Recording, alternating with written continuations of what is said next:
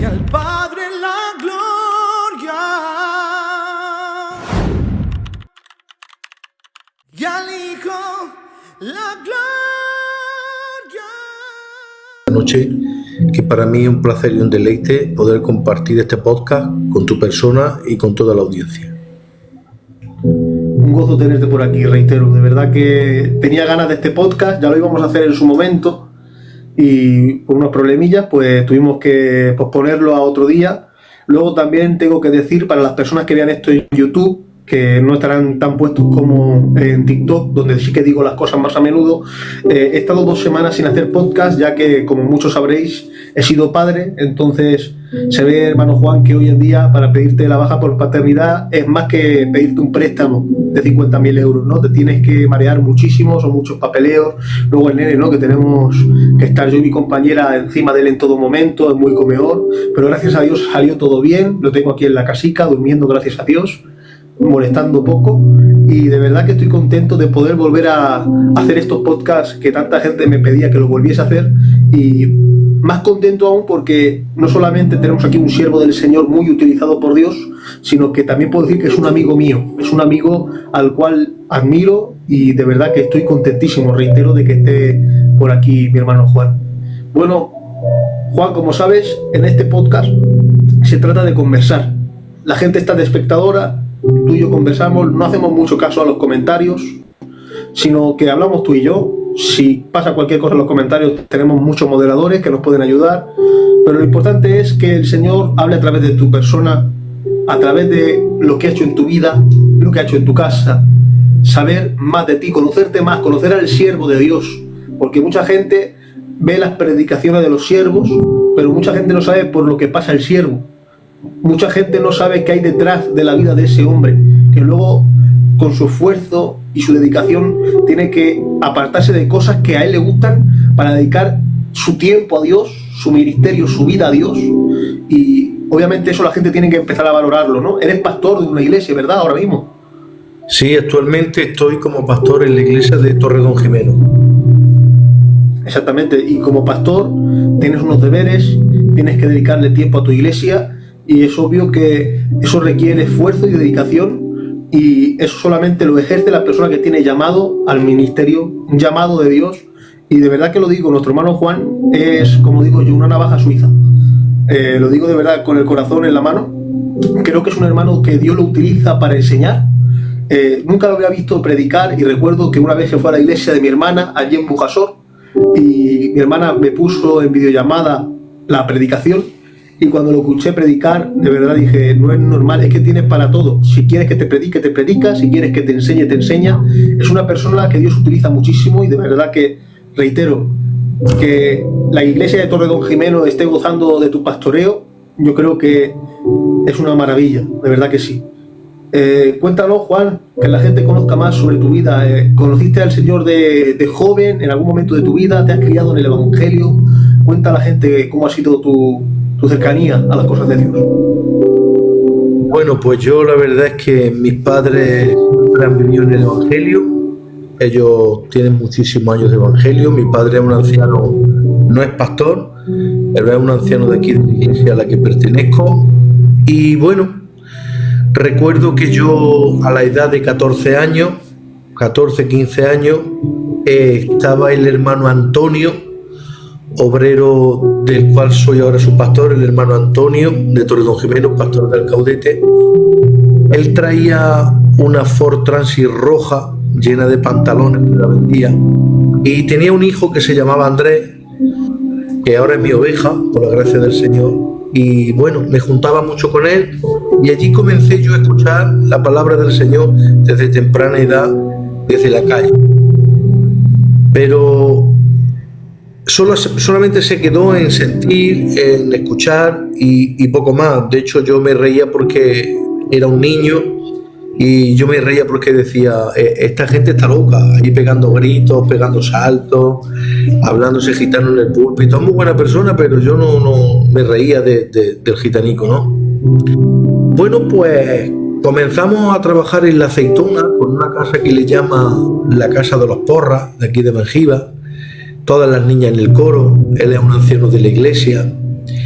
Y en esa aceituna, pues a mí me comenzaron a predicar el Evangelio. En las comidas se paraban, se predicaba el Evangelio porque venía un obrero, que era el hermano Juan de la Leo. Pero yo seguía en mis 13, yo los tomaba por locos. Recuerdo que un día en un culto, mi padre me compró una Biblia que valía por aquel tiempo 300 pesetas y me dijo: con esta Biblia tú vas a predicar el Evangelio. Y yo dije: si esto es tan loco, más loco se ha vuelto mi padre. Bueno, pues yo es cierto que desde que se hacían esos cultos en el campo, en la aceituna, yo sentía algo dentro de mí que había cambiado. Yo ya escuchaba predicar a la gente y me ponía a llorar. ¿Y sabes por qué? Yo lloraba y yo decía: pero bueno, ¿qué me pasa? Yo ya tenía más ganas de escuchar el Evangelio y de escuchar la palabra del Señor. Y bueno, posteriormente a esto que estoy contando, entró de pastor el hermano Lilo, de aquí de Manjiva, en el año 94. Y ya lo que fue desde el año 95 al 97, yo ya empecé a afirmarme en las cosas del Señor. Mi padre siempre me habla del Evangelio, del cual me siento muy orgulloso. Me predicaba mucho el Evangelio y en fin. Entonces yo a la edad de 16 años conocí al Señor seriamente.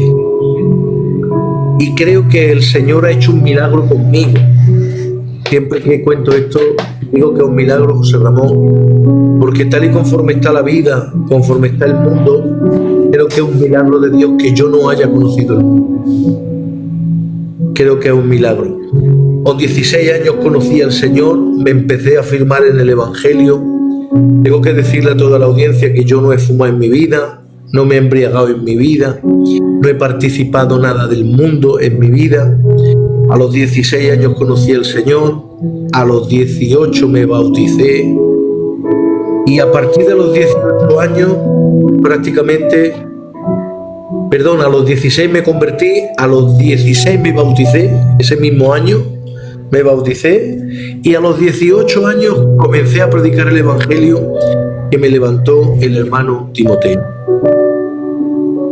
Y desde ahí, pues bueno, hasta el día de hoy que tengo 42, pues no he dejado de predicar la palabra del Señor y es lo que he hecho, y con mucha pasión, con mucho gozo y con mucho deleite. Ese fue mi conversión, ¿no? Y le tengo que dar muchas gracias pues a mi padre, que siempre me ha sembrado la semilla de la palabra. Yo he nacido en una casa cristiana y a edad temprana pues me convertí al Señor. Bueno, hemos estado pastoreando, tengo mi casa, tengo 3 hijos, mi Antonio, que lo conocen, mi Ronda, mi Manasés y la Antonio, ¿vale? Una casa que me siento orgulloso, me deleito, porque el Señor nos acompaña en todo y estamos aquí pues sirviendo al Señor hasta que Él venga o nos quiera llevar por ahí. Qué bueno. Una pregunta que me venía a la mente mientras hablabas de tu conversión verdaderamente al Evangelio. A los 16 te conviertes, a los mismos 16 te bautizas, Sí. y a los 18 eres levantado para predicar el Evangelio. La pregunta que me venía a la mente es ¿cuáles fueron los sentimientos o cómo fueron los sentimientos que empezaste a sentir en aquellos tiempos, a los 17, 18 años, para decir quiero predicar el Evangelio, ¿no? Porque el joven que no conocía a Cristo se reía de los que predicaban, pero luego Dios te lleva a querer ser como ellos, predicar como ellos. ¿Qué es lo que te lleva a querer predicar el Evangelio? ¿Qué sentimientos son los que te guían a querer eso, de repente? No sé si voy a hacer podcast, ¿sabes? Porque estoy quebrantado. Gloria a Dios. Pues mira, José Ramón, todo comenzó bajo unos sueños que yo empezaba a tener. Yo me veía, por ejemplo, en uno de los sueños que vi, fue que yo me veía en una carpa muy grande y en esa carpa pues yo me veía poniendo las manos sobre muchísima gente poseída y los demonios saliendo. Y yo me levantaba, me despertaba y decía, esto no puede ser. ¿Por qué he hecho yo demonios fuera? Luego tenía sueños, me veía edificando una torre, me veía edificando una casa, me veía rodeado de muchísimos pastores. Y una noche recuerdo que orando al Señor, buscando al Señor en mi habitación, que yo me levanté soltero, también dicho sea de paso, no me levanté casado, me levanté soltero. Una de esas noches yo dije, Señor, estoy sintiendo algo que nunca he sentido. Anhelo predicar tu palabra, veo un púlpito, se me van los ojos, tengo un corazón que me arde en llamas por predicar la palabra. Yo ya inclusive me iba a la oliva y en las propias olivas le predicaba, cogía un texto y predicaba yo a la oliva, predicaba a los que me veía por la calle. Un sentimiento, fue una pasión, no de predicar la palabra desde un púlpito, sino más bien de conquistar almas para Cristo.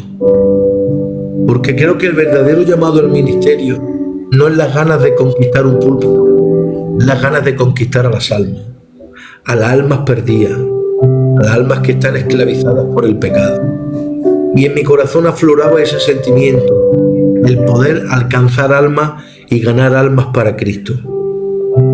Y así comenzó todo, con esos sueños y con ese corazón ardiente por conquistar almas.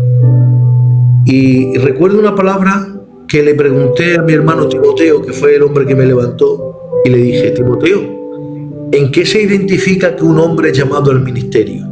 Y me contestó de la siguiente manera, que sin serlo, viva como si lo fuera. Que sin ser ministerio, viva como si lo fuera.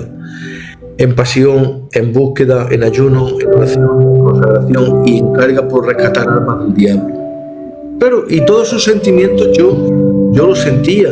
Y claro, ya venía la gente, Juan, Dios te llama al ministerio. Juan, Dios te llama al ministerio. Y si sirve de algo anecdótico, pero que creo que puede servir de muchísimo bien, si me permite uno... Sí, claro. Tienes todo el tiempo del mundo. Mi levantamiento no fue fácil. Fue un levantamiento muy, muy complicado. Te explico. En aquella época entró de pastor a Mengíbar un hermano, entró de pastor un hermano de Jaén anciano que se llama Falín de Marchena. Falín de Marchena, yo a los 17 años ya me quiso levantar solamente con un año de bautizado. Me empezó a dar unos cuantos ensayos, pero había 2 candidatos y entonces había una ley que no podía haber más de 2 candidatos en una iglesia. A mí se me dio unos cuantos de ensayo, pero bajó el responsable, que era Jesús el de Córdoba, que en paz descanse, que está en el cielo.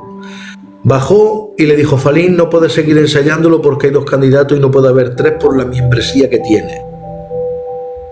Y yo me recuerdo como me lo explicó Jesús. Me dijo, mira, Juan, hermano, te lo voy a explicar de una manera muy sencilla. Tú eres semejante a una naranja que estás plantada en un árbol, pero que la naranja necesita un tiempo y un proceso para que se le pueda comer el fruto. Tú ahora mismo estás en un proceso de maduración. No quiere decir que no está en el árbol, no quiere decir que no va a llegar tu momento, pero hay que esperar un poquito. Y yo recuerdo que a la edad de 17 años a mí me pararon de predicar la palabra, me quitaron de candidatos, de los ensayos, y a mí se me vino un vacío en mi corazón muy grande. Pero esto es lo que quiero remarcar, nunca pensé en irme al mundo, nunca pensé en abandonar los caminos del Señor, nunca pensé en abandonar al Señor. Bueno, posteriormente al Falín entró el Rafael de la Marucci, un anciano de Córdoba. Ahora el problema que se presentaba es que tenía que llevar un año de pastor en la iglesia. Llevaba 8 meses. Lo llevó a la zona y cuando lo llevó a la zona, el hermano Timoteo se levantó en aquella reunión y dijo, no podemos romper la norma de la dirección por un candidato. Sea un año, espera un año y después que se levante. Y yo recuerdo que vino de aquella reunión Rafael, me dijo, Juan, no te puedo levantar, lo he intentado, pero es un año de pastor lo que debo de estar. Otro fracaso más, que yo pensé, digo, pues no será de Dios, ¿vale? Pero nunca pensé en abandonar al Señor. Sale el Rafael de la Marucci y qué casualidad, propósito, entra el Timoteo. El Timoteo era el que se había levantado en la reunión en Andújar, me había echado para atrás la candidatura. Y cuando lo presentan, me dice, sé que estás enfadado conmigo, pero si tuviera que volver a hacerlo lo haría, porque no vamos a romper la norma. Bueno, y en resumidas cuentas, el hombre que me levantó fue el hombre que me echó para atrás en la reunión de obreros en la última reunión. Y él fue el que me levantó, el hermano Timoteo. No fue fácil el levantamiento, hubo mucha oposición, pero bueno, aquí estamos, José Ramón. No, mira, me ha recordado mucho, sobre todo, el ejemplo que has puesto, ¿no? Bueno, el ejemplo, ¿no? Tu vivencia, ¿no? Ya que uno de los consejos que te dieron es, aunque aún no seas, vive como si lo fueses. Ese Vaya. consejo me lo dieron a mí, como tú bien sabes, ¿no? Para que la gente lo sepa también. Yo estaba ejerciendo de ministerio como candidato fuera de Filadelfia. Entonces, a causa de unos problemas fuera de Filadelfia, que tengo que decir algo, el orden que hay en Filadelfia para este tipo de cosas, como en Filadelfia en ningún sitio, lo digo por experiencia porque yo he estado fuera de Filadelfia, pues, sinceramente, yo fui a Filadelfia pensando que me comía el mundo. Yo ya he sido candidato en otro sitio, me tienen que levantar, vamos, a la primera. Tardé 5 años en levantarme, hasta tal punto que me pasó lo mismo, no dije de me voy al mundo. Vivía enamorado de Dios, vivía como si lo fuese, es el consejo que me dieron, a mí también. Sin embargo, lo que sí que le dije a mi compañera Juan fue, me olvido del cargo, del ministerio, tal vez Dios no quiere, soy yo que persiste, soy yo el que está persiguiendo el cargo, y como dice esa alabanza del Rayo, hay hombres que persiguen cargos y cargos que persiguen a los hombres. Si es de Dios, será. No me voy a marchar al mundo, a mí no me llama el cargo, a mí me llama Cristo. Muy bien. Y cuando le dije eso a mi compañera, Juan, te lo prometo, ella lo sabe, me olvido del cargo, no quiero llegar a nada, mi culto, mi iglesia, mi mujer, mi hija. Te lo prometo, a las 2 semanas me llama el hermano Pumuki. Mira, que he estado hablando con los hermanos, con los obreros, y te voy a levantar de candidato. 2 semanas antes yo había tirado la toalla, había dejado de perseguir el cargo. Y yo creo que era el pasito que tenía que dar para que el Señor me dijera, ahora estás preparado, ahora te has dado cuenta. Y es difícil, ¿no? Cuando uno anhela, de verdad que se hace como eterno, se te hace complicado, ¿no? Porque tienes esa pasión, esas ganas por predicar el Evangelio, te enamoras de Jesús.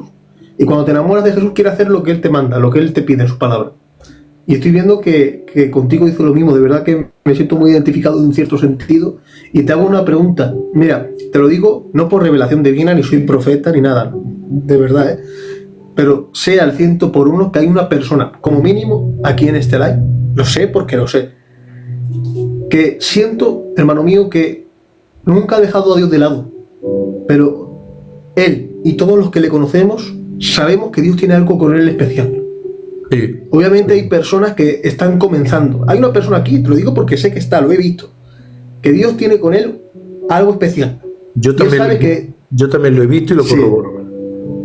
Vale. Si tuvieras que darle un consejo a esas personas que están a la espera de algo, no saben si sí, si no, pero tienen esa pasión, ese fuego, porque se ve, porque se nota. Si tuvieras que darle un consejo para que no se rindan, para que persistan, al día de hoy, ¿qué consejo sería? Pues el consejo que le daría a esas personas que anhelan, que tienen metas y quieren alcanzar algo en el Señor, el consejo que le daría en esta noche es que vivieran siempre bajo la dirección de Dios y con algo muy importante, que sean pacientes y que esperen en Dios. No que Dios espere en ellos, sino que ellos tienen que esperar en Dios. Y que Dios Totalmente de acuerdo. y que Dios cumpla los tiempos. Es que a veces la impaciencia es producto de la desesperación. La impaciencia a veces es producto de querer acelerar lo que Dios pues quiere tardar a lo mejor un poquito más en hacerlo. Porque dice que durante 21 días el príncipe de Persia se le opuso a la oración de Daniel que trajo el ángel. Y dijo, el príncipe de Persia se me ha opuesto durante 21 días. ¿Estaría impaciente Daniel?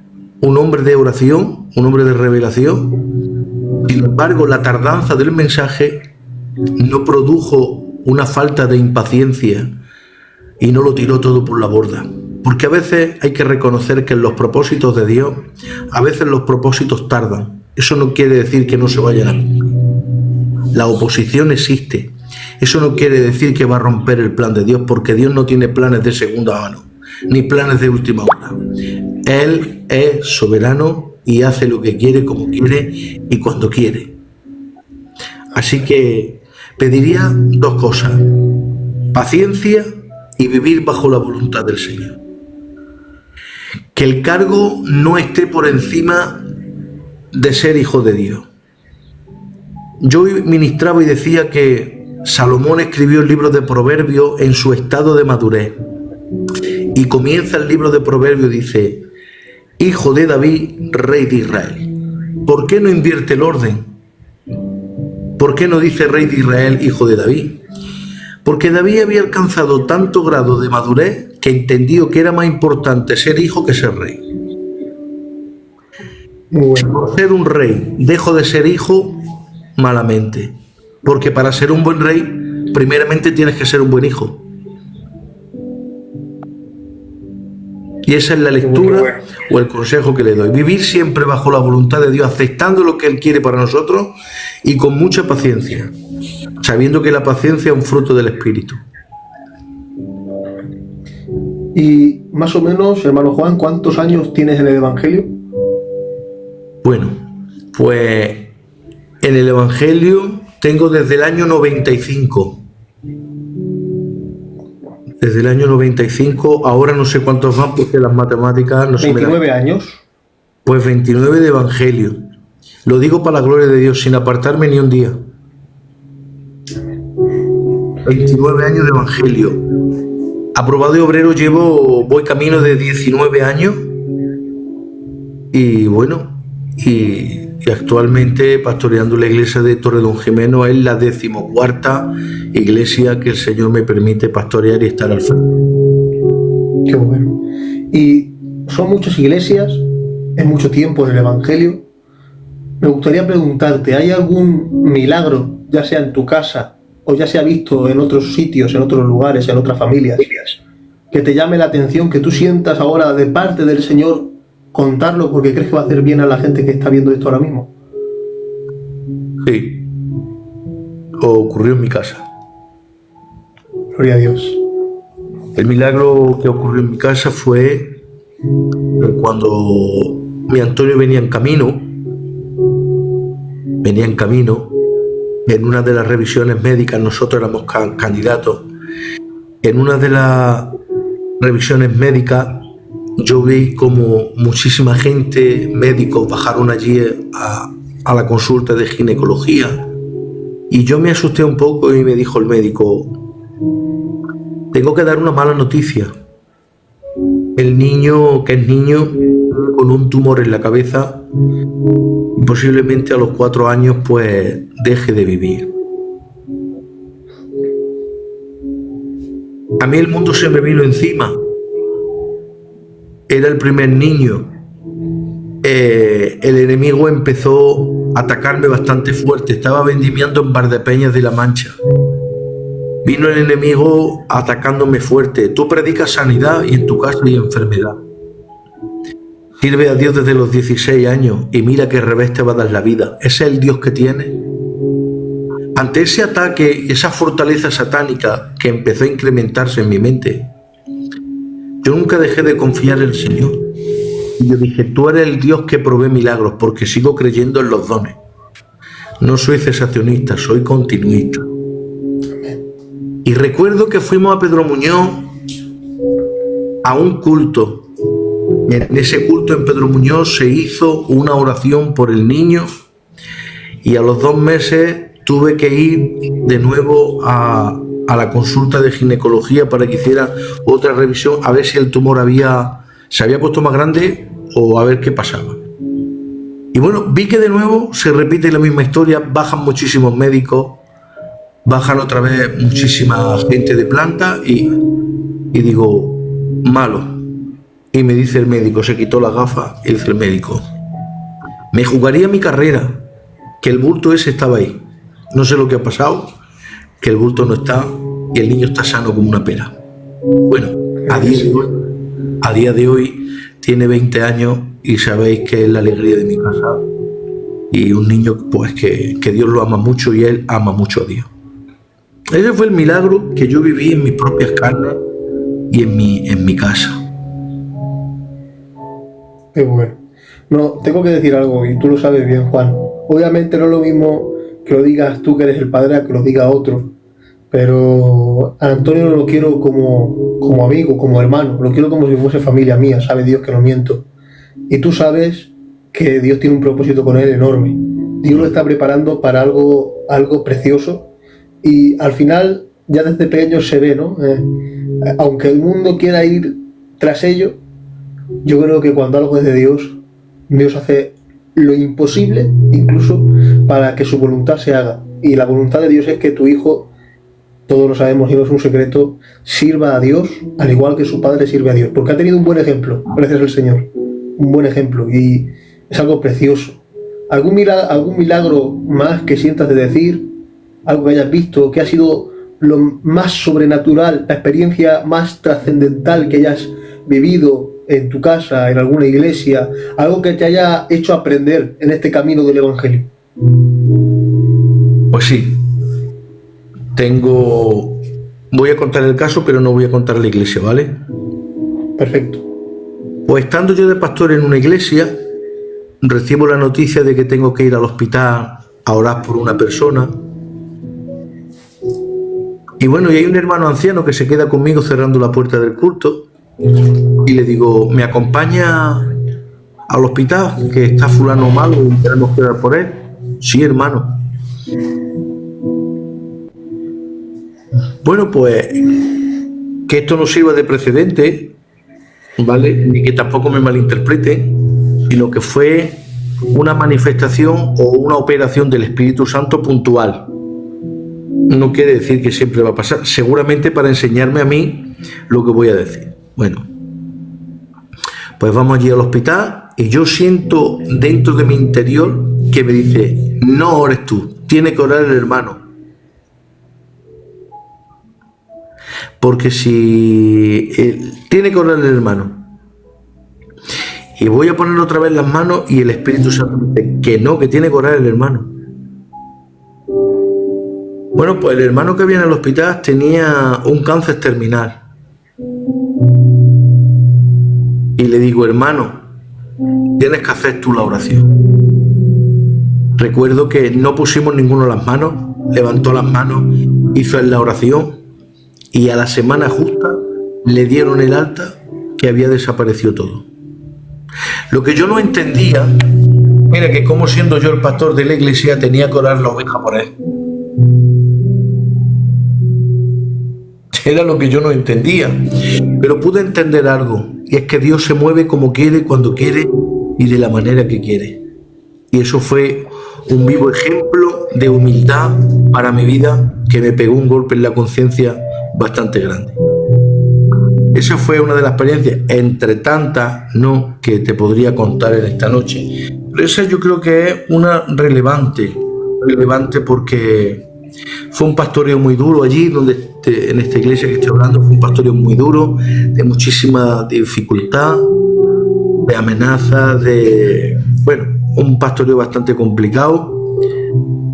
Pero este hecho puntual, yo vi la manifestación de Dios por medio de ese milagro y una cura de humildad para mi vida. Muy bueno, ¿no? Al final, creo que cuando Dios nos habla a través de este tipo de cosas, es como tú dices, es para que aprendamos, ¿no? Aunque sean momentos difíciles, momentos que no sean tan buenos como nosotros esperaríamos, pero incluso de lo malo Dios sabe sacar cosas que nos hagan aprender, ¿no? Aunque no haya nada bueno, incluso de lo malo Dios utiliza de ello para que en el espíritu, en lo que respecta a las cosas de Dios, nosotros podamos aprender, ¿no?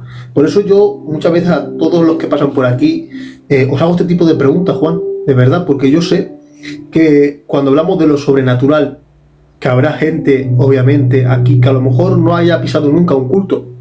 Habrá gente que, oye, puede ser que no crea en los milagros, como tú hubieras dicho. Hay gente, por ejemplo, que incluso cree en Dios, pero es cesacionista. no cree en la continuidad de los dones, no cree en la revelación, no cree en la nueva, cuando Dios te inspira y te lleva a ver cosas que a lo mejor otro no es capaz de verlas.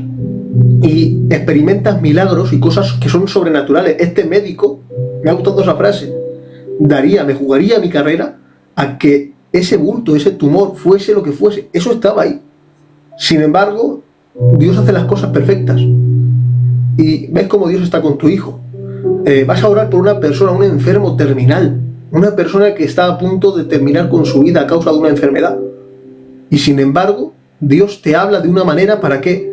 Para que veas que Dios hace las cosas como a Él le place. Él rompe los esquemas, Él rompe el orden natural de las cosas. Estamos en un mundo limitado por el tiempo, el espacio, la materia. Pues tenemos que darnos cuenta que Él está por encima de todo esto. Está por encima. Y yo siempre lo he dicho, creo que todo lo que Dios hace es con un propósito. Con un propósito. Ahora cenando con mi compañera, no puedo decir de qué, pero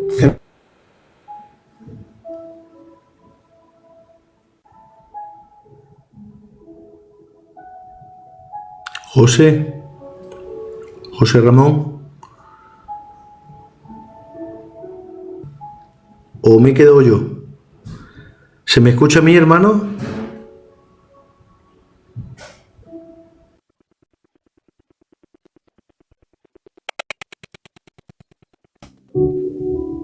ahora se ha cortado él. Vale, sí, se ha cortado él. Se ha parado. ¿Ahora me escuchas?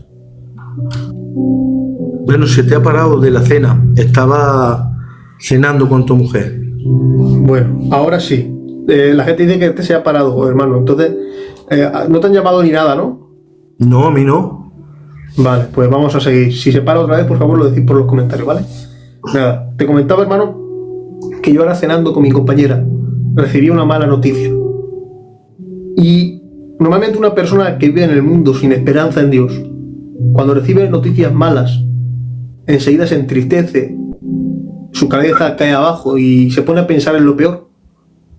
Sin embargo, mi mente ha intentado buscar el aprovechamiento que estas cosas malas, negativas, pueden tener en nosotros los que creemos, en los que sí que tenemos esperanza. Porque incluso lo malo a veces ayuda a que nosotros tengamos una formación nueva en nuestro carácter, que seamos transformados, que maduremos en el espíritu. Los golpes de la vida, para el cristiano, es una preparación espiritual, igual que hay una preparación física para un boxeador, que a mí me gusta mucho ese deporte. Lo habéis visto muchas veces que se colocan contra la pared, viene alguien que les está entrenando y empieza a darle golpes en el estómago. ¿Para qué? Para que endurezcan, para que estén fortalecidos y en el momento que venga el contrincante, a la hora de la verdad, poder soportar el golpe.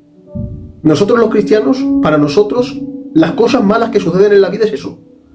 Nos preparan, muestran si verdaderamente amamos a Dios, nos hacen ser conforme al carácter de Dios. Y yo creo que eso es importante, que entendamos que hay cosas que a veces Dios utiliza para probarnos y transformarnos y hacernos conforme al carácter de Dios. La noticia de tu hijo, mira, yo ahora tengo a mi Juan ahí acostado durmiendo. ¿Cómo te siente una noticia mala de tu hijo? Yo de pensarlo solamente, de pensarlo, me da algo, hermano Juan, te lo prometo. No sé si a ti te pasa, lo veo tan pequeño. Yo cuando está mi mujer con su madre, con mi mamá, y empiezan a coger al niño y pasárselo de un lado a otro, solamente con que se lo pase de brazos me da algo. Es como que me quedo sin respiración unos instantes. ¿Por qué? Porque es tu hijo, es lo que más amas en este mundo.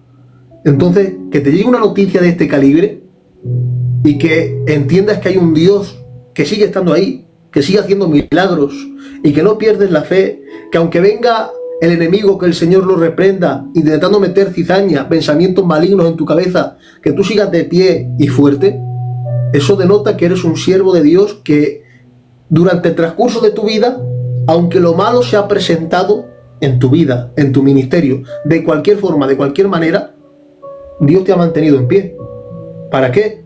Pues para que seas de bendición como lo estás siendo hoy en día, cuando predicas, cuando enseñas, cuando pastoreas, cuando evangelizas. Todo eso tiene un propósito, y todo eso, el Juan que hace todo eso, de verdad lo siento en el corazón decirlo, es un Juan que ha tenido que pasar por todos esos procesos, a veces buenos otras veces no tanto. Pero Dios te forma. La vasija tiene que pasar por ciertos procesos para ser finalmente vasija. Todos tenemos nuestro horno de fuego. Yo he tenido mi horno de fuego. Y ahí o te rompes para siempre o sales victorioso en el nombre de Jesús. No hay más. De verdad que es precioso. Es precioso cómo Dios, dentro de lo sobrenatural, de lo espiritual, se ha movido en tu casa y cómo te ha mostrado a través de otras vidas el poder tan grande que Dios tiene. Es precioso, hermano Juan.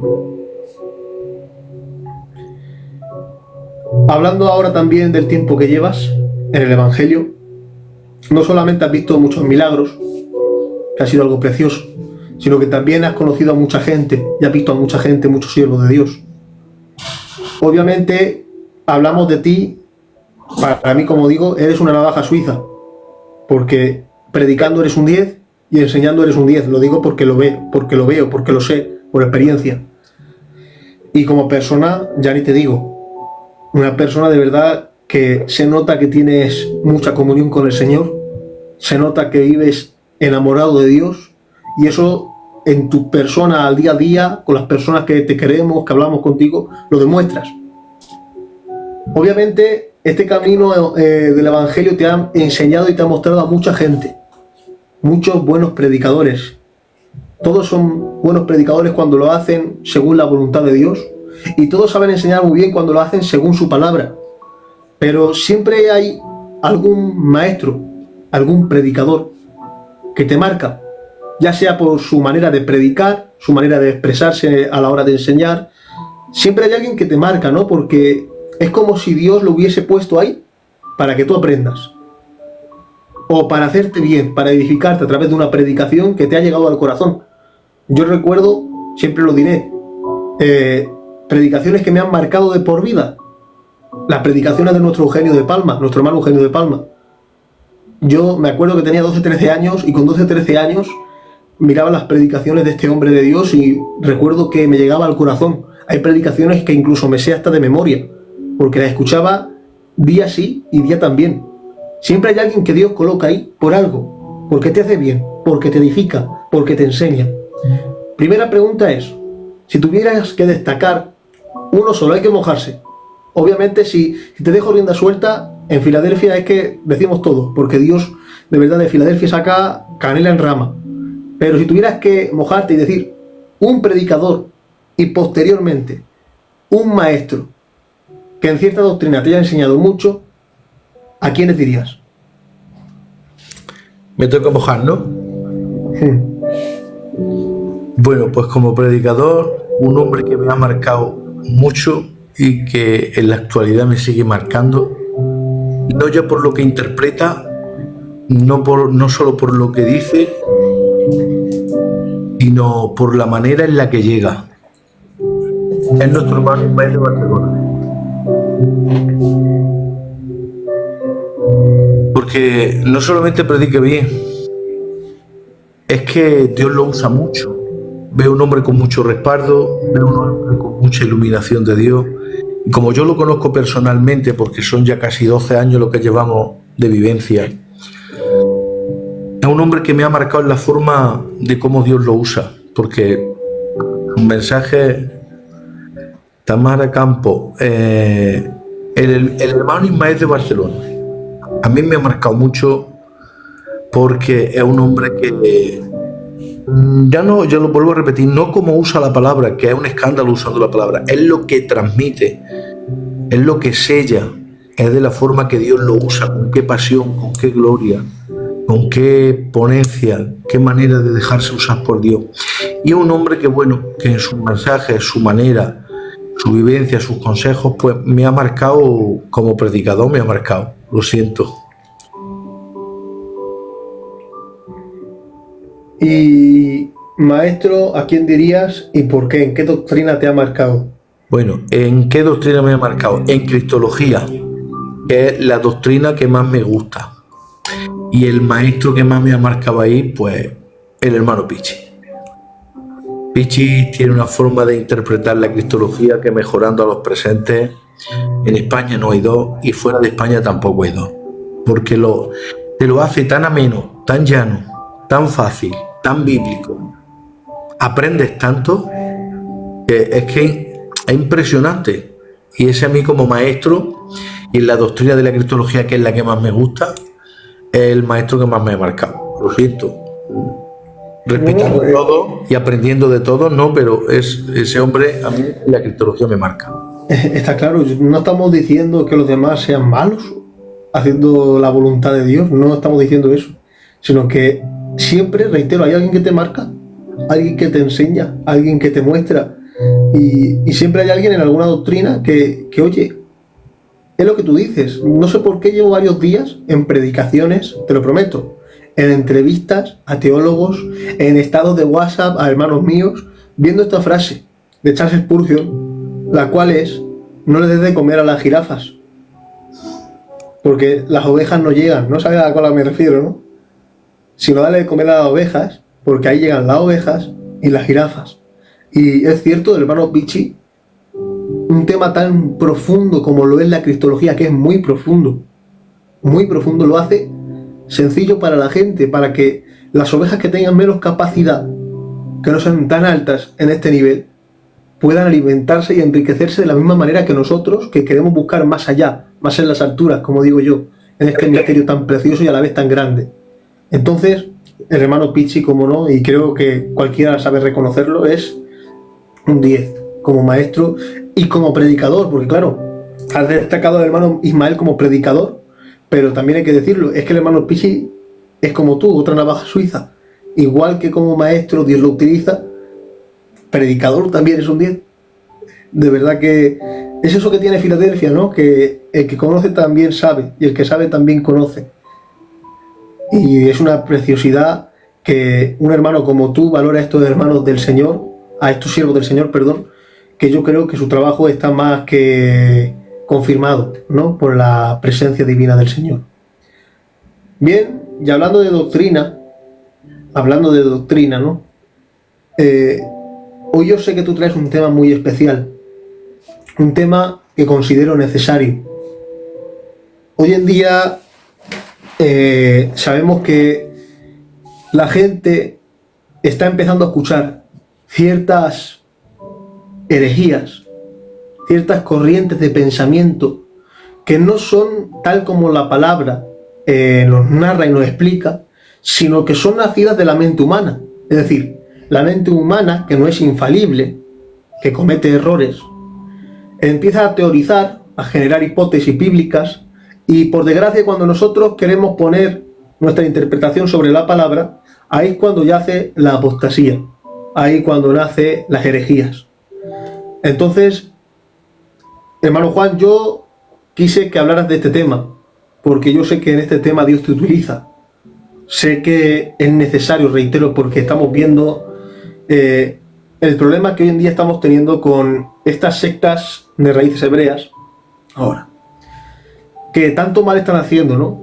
Hoy lo comentaba con un hermano viniendo de la reunión de obreros, y resulta que hay iglesias neopentecostales aquí en mi zona, a tutiplén.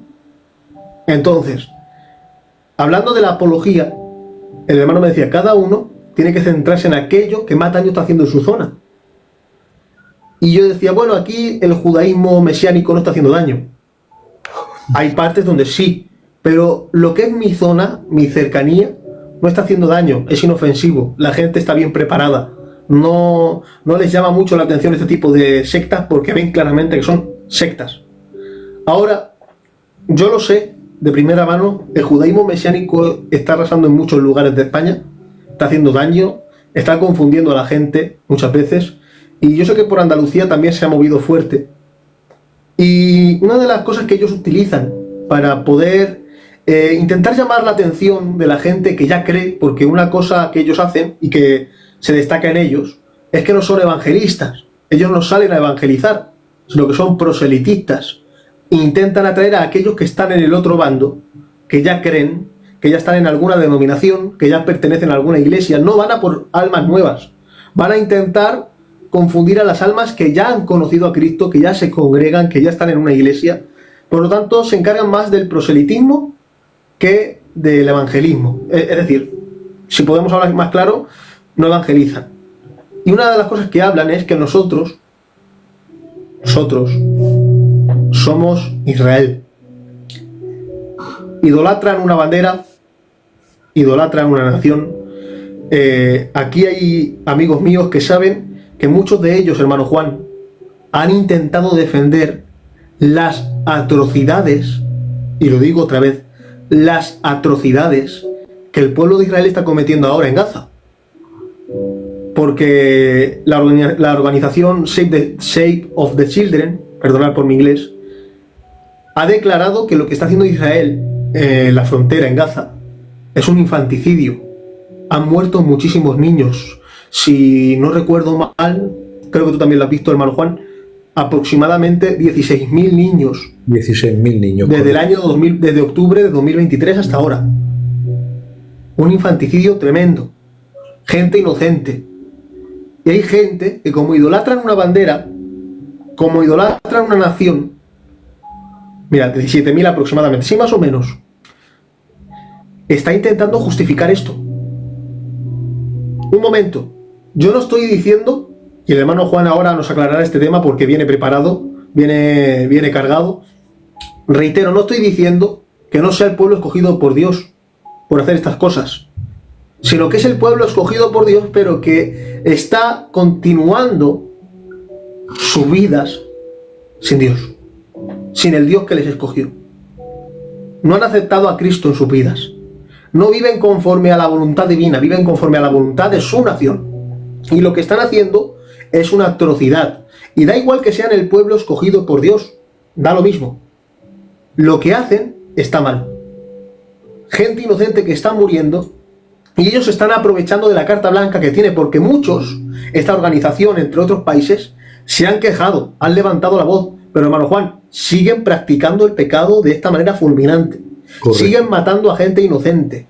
Y aunque sí que es cierto que hay ciertas cosas que tienen que cambiar en estas fronteras, sí que es cierto, y que hay que poner paz, ellos no lo están haciendo de la manera correcta. Y obviamente no quiero sonar alarmista, pero este conflicto que hay en esos países, en Oriente, que estamos viendo lo que está pasando también, muchos países islámicos que están declarando en contra de Israel, y que esto no pinta muy bonito, pinta muy feo, está pidiendo a gritos, no quiero sonar alarmista, reitero, pero está pidiendo a gritos a alguien que venga a poner paz. Alguien que tanto los árabes, los islámicos, llamémosle de esta manera, respeten, pero que los judíos, el pueblo de Israel también. Y esta historia no sé por qué, pero me suena. Es algo que se predica mucho, es algo que se dice mucho, pero creo que es necesario que la gente entienda que no se tiene que idolatrar una nación, que no se tiene que idolatrar a un país, una bandera, sino que Dios viene a salvar a todos. Porque Dios quiere que todos procedan al arrepentimiento. Dice en Gálatas 3 que ya no depende si eres judío o gentil. La salvación ya no depende de eso. La salvación ahora viene a través de Jesús.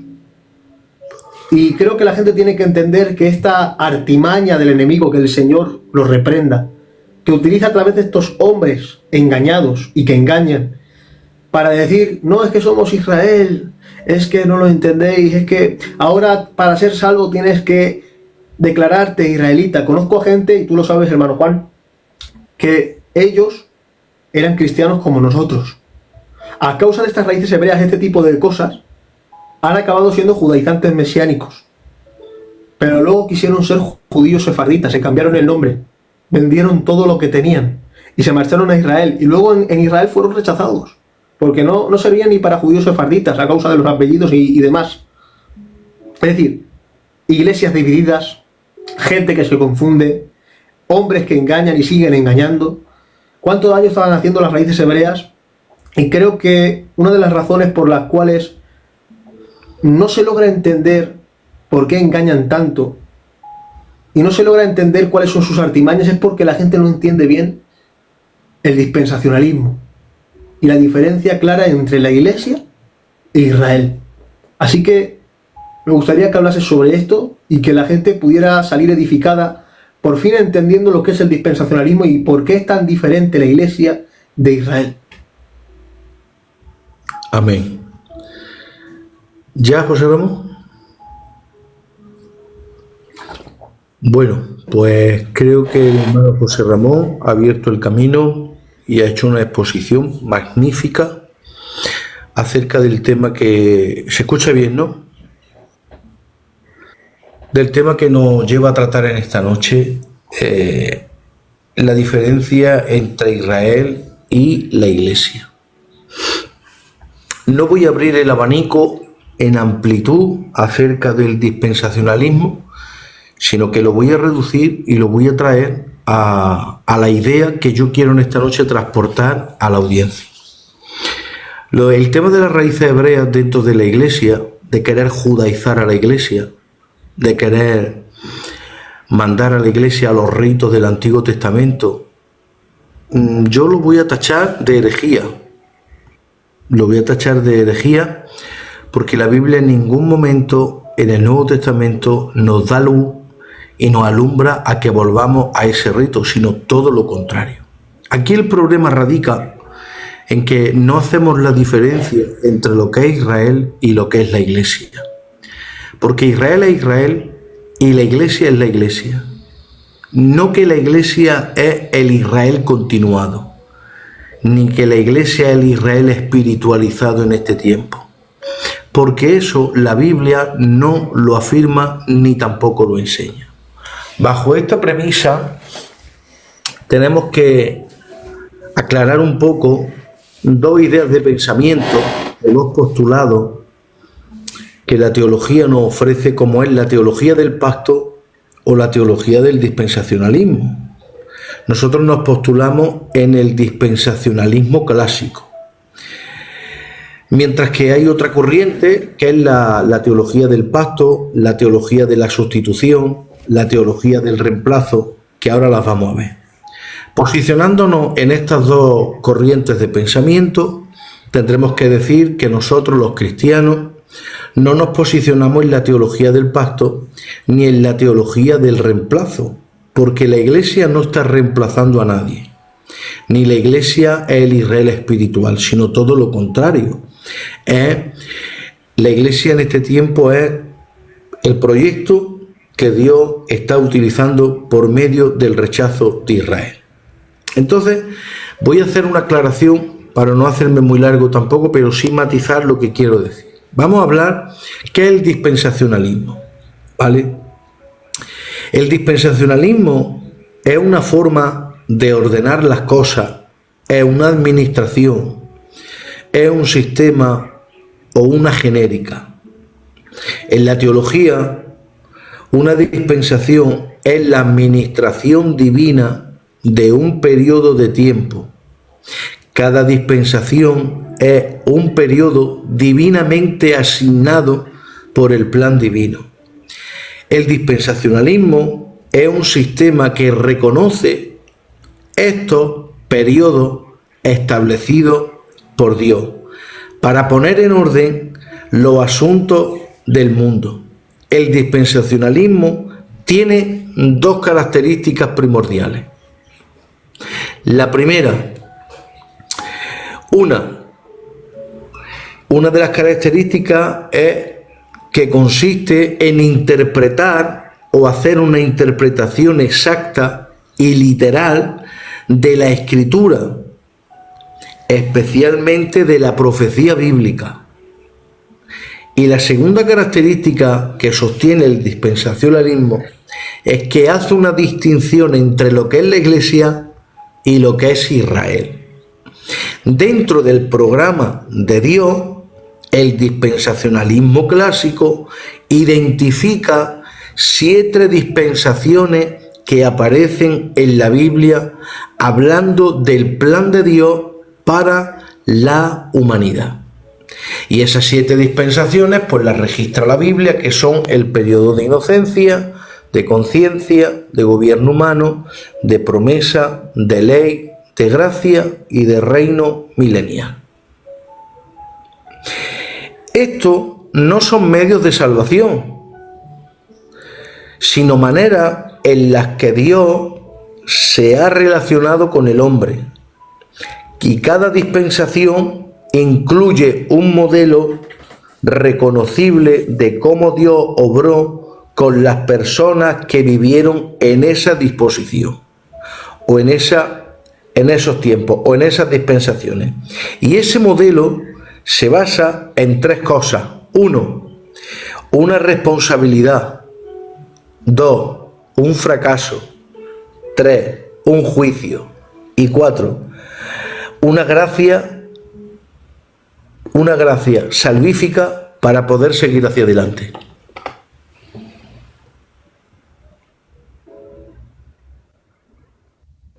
Un segundo.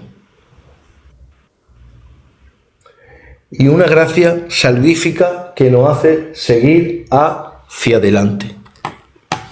Entonces, resumiendo así de claro el dispensacionalismo clásico y la postura que tiene, tendremos que resumir que el dispensacionalismo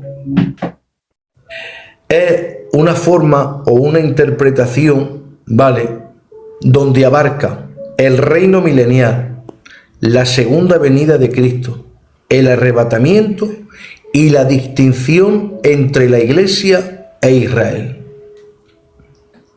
Así de claro y así de sencillo. Y es una interpretación fiable acerca de la profecía literal y de la profecía bíblica. Porque es muy importante que la Escritura, aquí me voy a parar un segundo, ¿vale? Es muy importante que la Escritura se alegorice, haya iluminación, pero eso no puede tener validez si anteriormente no hay una exégesis bien hecha de los textos, si no hay una buena contextualización de los textos en tiempo, momento, año, década y tiempo. Si no hay una buena contextualización de los textos, si no hay una buena exégesis de los textos y si no se argumenta bien para quién, cómo y cuándo, lógicamente tendremos una Biblia formada a mi manera y a mi idea de pensamiento. Pero la Biblia, lo primordial es saber interpretarla literalmente. Dentro de esa interpretación literal, ¿vale?, hacer una buena hermenéutica de los textos. Yo tengo una frase que es un poco violenta, pero es que lo creo. Creo que forzar un texto es un pecado. Toda la persona que intente forzar un texto sacándolo de su contexto y hacerlo o interpretarlo a su manera, para mí está forzando la Biblia, y forzar la Biblia es un pecado. Estos judaizantes modernos, que ni son judaizantes ni son nada, estos judaizantes modernos le dan una vuelta y le dan un giro a la Escritura para adaptarla a lo que ellos creen, sacando los textos fuera de contexto y haciendo un mal uso y una mala interpretación de cada texto. Vale. Eso es lo que es el dispensacionalismo. Ahora, está la segunda postura. La segunda postura es la teología de la sustitución, la teología del reemplazo, la teología del pacto también, como se le llama, del pacto reformado, ¿vale?, que es también conocida por el nombre de supersionismo. También se le conoce de esa manera. Este modelo enseña esencialmente que la Iglesia ha reemplazado a Israel en el plan de Dios. Estos creen que los judíos ya no son el pueblo de Dios por el rechazo que hubo en Juan capítulo 1, verso 11. A los suyos vino y los suyos no le recibieron. Mas los que le recibieron, le dio potestad de ser llamados hijos de Dios, los cuales no son engendrados ni por carne ni por sangre, ni por voluntad de varón, sino por la bendita y santa palabra del Señor. Miren, y también dice que Dios no tiene planes con ellos en el futuro. Esta teología sostiene que las muchas promesas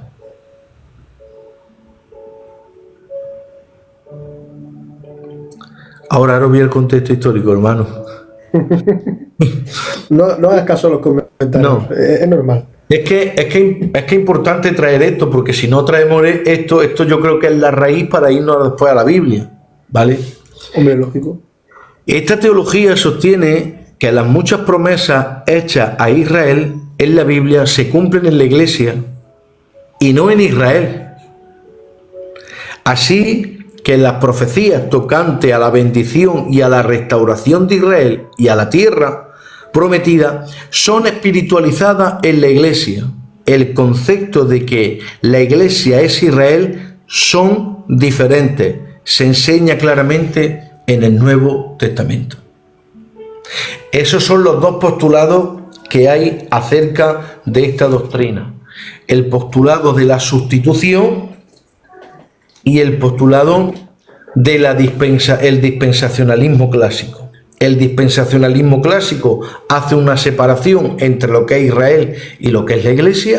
Sin embargo, la teología de la sustitución y la teología del pacto afirma que la Iglesia es el Israel continuado y que todas las promesas, tanto de bendición, de restauración como de tierra prometida, están siendo espiritualizadas dentro de la Iglesia. Pero el Nuevo Testamento enseña todo lo contrario. Entonces, dicho esta posición de estos dos postulados, tendremos que decir que nosotros nos postulamos en que somos dispensacionalistas clásicos.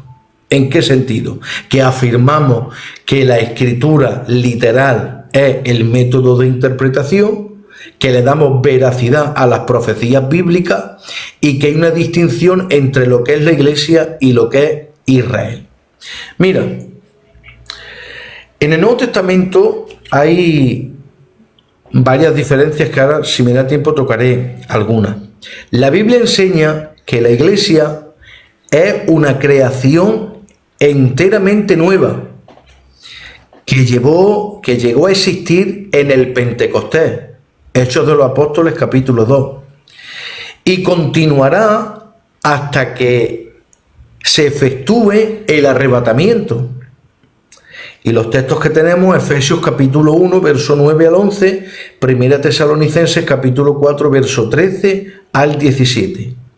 O sea, que la Iglesia no tiene relación con que la Iglesia no tiene relación ni con las maldiciones, ni con las bendiciones para Israel, ni con los pactos, ni con las promesas, ni la advertencia del pacto mosaico, que eran solamente válidos para Israel, y ha sido puesto a un lado temporalmente en el programa de Dios durante estos 2000 años que está Israel en dispersión. Juan, explícanos esto un poco mejor. Mira, tenemos un problema con Romanos capítulo 11. Romanos capítulo 11, hay mucha idea de pensamiento, ¿vale? Y hay mucha corriente de pensamiento. Posiblemente la interpretación que yo haga de Romanos capítulo 11 a lo mejor va a sonar un poco a chino, ¿vale? Pero es que es la que creo. Es que dice, el capítulo 11 de Romanos, hablando del buen olivo, es Israel. Pues no es Israel. El Romanos capítulo 11, otros dicen, puede ser Cristo, se asemeja. ¿En qué sentido? La Biblia dice, las ramas naturales han sido desgajadas. Y cuando las ramas naturales, que es hablando de la nación de Israel, han sido desgajadas, las ramas silvestres, que son los gentiles convertidos al cristianismo, han sido injertados en el buen olivo. ¿Qué es lo que para mí es el buen olivo? Pues el buen olivo sencillamente es la obra redentora de Cristo con toda la humanidad, donde en la obra redentora de Cristo coge el gentil, coge el judío, coge el gitano, coge el payo y coge todo el mundo. Eso es lo que yo creo que es el buen olivo, la obra redentora de Cristo hecha con toda la humanidad, y que todos componemos y hacemos que todo el buen olivo sea completo. Claro, y es que decir, perdón que te corte, hermano, pero decir que el buen olivo es Israel, entendiendo claramente que el texto literalmente nos expresa que las ramas naturales son Israel, sería este pensamiento que acabas de citar antes, ¿no? Tenemos a aquellos que son pertenecientes a la teología del pacto, que es un extremo hacia un lado, que dice que nosotros somos Israel, y que luego son esos mismos que yo he escuchado, por cierto, que te dicen que el buen olivo es Israel y que las ramas naturales, que también son Israel, necesitan volver a Israel. Es un poco te confunde un poco, ¿no? La mente, ¿no? Te distorsiona un poco la mentalidad en este sentido, porque Israel necesita a Israel para salvarse. Es un poco contradictorio, ¿no? Sí, Un poco... bastante. Creo Y que- sin embargo, me ha gustado que has destacado el otro extremo, que muchas veces estos judaizantes nos señalan y nos dicen que somos parte de este extremo de la doctrina del reemplazo. Dicen que nosotros creemos en la doctrina del reemplazo, pero me gusta cómo has dicho, no, nosotros no creemos ni un extremo ni otro. No decimos que la iglesia es Israel, pero tampoco decimos que la iglesia reemplaza a Israel. Son dos cosas distintas. El Dios de Israel es el Dios de la iglesia y el Dios de la iglesia es el Dios de Israel, pero Dios ha preparado, ha organizado, ha dispensacionado las cosas según cada uno, no como entendiendo que la iglesia es un plan B, como Israel me ha rechazado, ahora voy con ello. No, ya estaba provisto en la mente del Señor que esto debía de ser así porque Dios ya contaba con que Israel, la mayoría, iba a fallarle. Sabemos que hay un remanente, pero que aún hay promesas que se tienen que cumplir para todo Israel, que no se puede cumplir porque dice la palabra, como bien has dicho, a los suyos vino y los suyos no le recibieron. Amén. Tú dirás, José Ramón. No, sigue, de verdad que estoy gozando. Quería demarcar eso porque creo que es importante, ¿no? Estabas hablando de Romanos 11, creo que no hay versículo más claro que ese, y creo que, como tú bien dices, interpretarlo literalmente te va a dar la respuesta a lo Claro. que estamos tocando hoy. Porque la rama no quiere decir que es todo el árbol.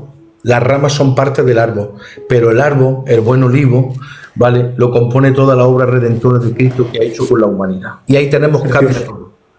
Y la savia está representando la gracia de Jesucristo en la cruz, abasteciendo a todas las personas y a todo el mundo. No, es que parece ser que solamente la savia corre para un lado y la savia no corre para otro lado. Y parece ser que solamente la gracia de Dios o la providencia de Dios solamente se ha decantado por Israel. Y a mí me hace mucha gracia cuando me dice, eres un sin ley, eres un gentil, eres un sin ley. Vamos.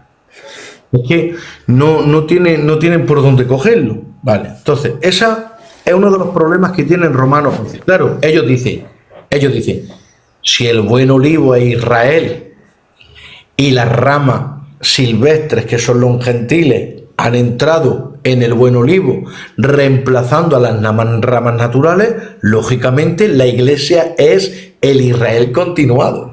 Y en todas las promesas se espiritualizan en la iglesia, que es actualmente la que está vigente. Y dicen, claro, entonces tenemos que hacer que todas las raíces hebreas del Antiguo Testamento, leyes civiles, leyes ceremoniales, entren dentro de la iglesia porque es el Israel continuado y el Israel espiritualizado. No, señor.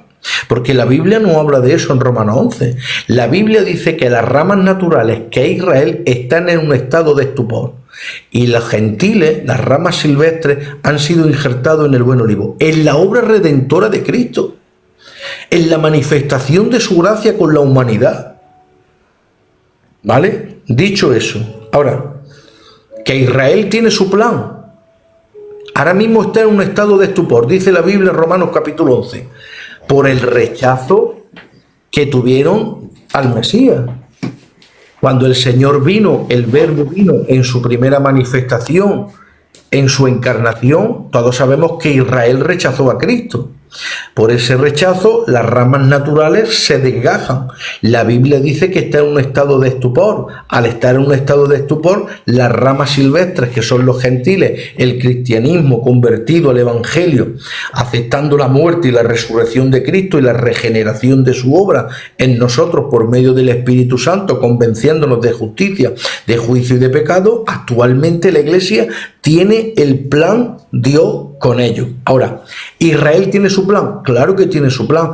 ¿Cuándo las ramas naturales van a ser reestructuradas en su sitio? No cuando Israel restaura a Israel, porque Israel no puede restaurar a Israel. Es Cristo quien tiene que restaurar a Israel. Ninguna nación puede restaurar a otra nación. Ningún hombre puede restaurar a otro hombre espiritualmente hablando de sus pecados. Es que parece ser que como que somos curas absorbiendo. Yo te perdono los pecados y te transmito el perdón de los pecados y te los remito. No. Ahora, ¿dónde vamos a ver la restauración de Israel? Voy a coger 3 apartados. Vale. Capítulo 6 del libro de Apocalipsis comienza la gran tribulación con los 4 jinetes del Apocalipsis. Ahora, no sé cómo quieren ubicar a la Iglesia escatológicamente en Mateo capítulo 24. Si Mateo capítulo 24, el complemento de Mateo 24 es Apocalipsis capítulo 6. Pestilencia, terremoto, hambre. Eso no son dolores de parto actualmente para la Iglesia, ni que la Iglesia está pasando la gran tribulación, ni que está en dolores de parto, porque hermenéuticamente no podemos contextualizar ningún texto de Mateo 24, a excepto las señales de la segunda venida, porque para el rapto no hay señales. No podemos contextualizarlo con la Iglesia. Primero, porque en Mateo no está nacida la Iglesia, solamente hay una profecía que es una antesala de cuando Cristo tiene una conversación con Pedro y dice, sobre esa confesión edificaré mi iglesia y las puertas del Hades no prevalecerán contra ella. Si vemos el verbo edificar, edificaré, no está hablando en un tiempo presente, sino que está hablando en un tiempo futuro. Luego hay una manifestación pública de que van a hacer una iglesia, pero en el tiempo presente no es manifestada, está hablando de futuro. Segundo, el que escribe el libro de Mateo es un judío, con una mentalidad judía. Él sabía a lo que se estaba exponiendo. Si va relacionado con el pueblo judío, la iglesia no está nacida, sino que nace en los Hechos de los Apóstoles capítulo 2, ¿cómo podemos hermenéuticamente contextualizar la iglesia en Mateo 24 y en Mateo 25? Porque no se puede. Ahora, ¿dónde comienza la gran tribulación? Apocalipsis capítulo 6. El complemento de Apocalipsis capítulo 6, Mateo 24. Si entrelacéis eso, veréis la gran tribulación. Vale. Cuando comience la gran tribulación, ¿dónde está profetizado? Está profetizado en Daniel capítulo 9, verso 27. 70 semanas están destinadas sobre tu pueblo. 70 semanas están destinadas sobre tu pueblo, sobre tu santa ciudad, sobre Jerusalén. ¿A quién le está hablando? ¿A la iglesia? No le está hablando a la iglesia. La iglesia no está nacida en el Antiguo Testamento. Se le llama el misterio oculto de la iglesia en el Antiguo Testamento. Estaba en el plan de Dios, pero en el tiempo la iglesia no había nacido. Tenía que haber una muerte y una resurrección para que la iglesia naciera, dándole paso al Espíritu Santo. ¿Voy bien, José Ramón? Sí, perfecto. Vale. Entonces, 70 semanas, se han cumplido 69 semanas desde esa profecía, con la entrada triunfal a Jerusalén, la muerte y la resurrección, 69 semanas. ¿Qué semana queda? Queda la semana 70. ¿Cuándo va a comenzar la semana 70? Cuando la iglesia desaparezca de la tierra. Primera Tesalonicenses capítulo 4, verso 13 al 17. Con voz de mando, con voz de arcángel, como trompeta de Dios, los muertos en Cristo resucitarán primero, los que hayamos quedado seremos arrebatados y transformados en el aire en un abrir y cerrar de ojos. El apóstol San Pablo en los Corintios en el capítulo 15 pudo decir: he aquí un misterio tengo que deciros, a la verdad no todos dormiremos, pero sí todos seremos transformados. Entonces, la Biblia habla de un arrebatamiento.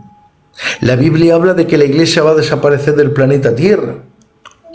¿Cuándo va a aparecer la restauración de Israel? Cuando la iglesia desaparezca, la gran tribulación, Jeremías capítulo 30,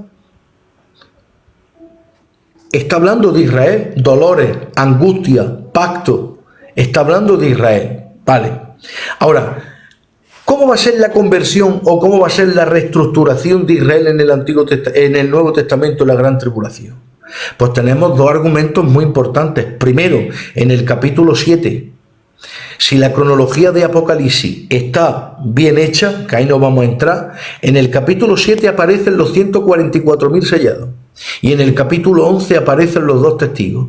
Luego los 144.000 sellados, juntamente con los dos testigos, traerán un mensaje, amén, de evangelización, donde ahí la nación de Israel, que es el plan redentor para ellos, amén, para que vuelvan a su sitio de estado natural en el olivo, hablando de la obra salvífica de Cristo, es donde van a tener el pleno conocimiento y van a tener la plena luz, amén, de que rechazaron al Mesías en su primera venida, por medio del mensaje de los 144, juntamente con los dos testigos, amén. Ahora, ahí va a haber un tratado de paz que el famoso anticristo, amén, se va a levantar para hacer el tratado de paz, para que Israel, tome la tierra que posiblemente ahora tenga Palestina y se la apropie. Se la tiene que dar a Israel. Cuando se la dé a Israel, amén, entonces en ese tratado de paz habrá la manifestación del anticristo. Habrá gente de Israel que no se salve porque seguirá en su endurecimiento de corazón, pero habrá un remanente de Israel que sí se salvará, donde estarán luchando en la gran tribulación, defendiendo la verdad del Evangelio. Mira, tercer argumento. ¿Dónde va a aparecer Israel? Pues va a aparecer en el reino milenial. Cristo en el reino milenial establece su reino en su capital, Jerusalén, la capital que es Jerusalén, y Cristo gobernando como rey, e Israel será la nación destacada en esa época.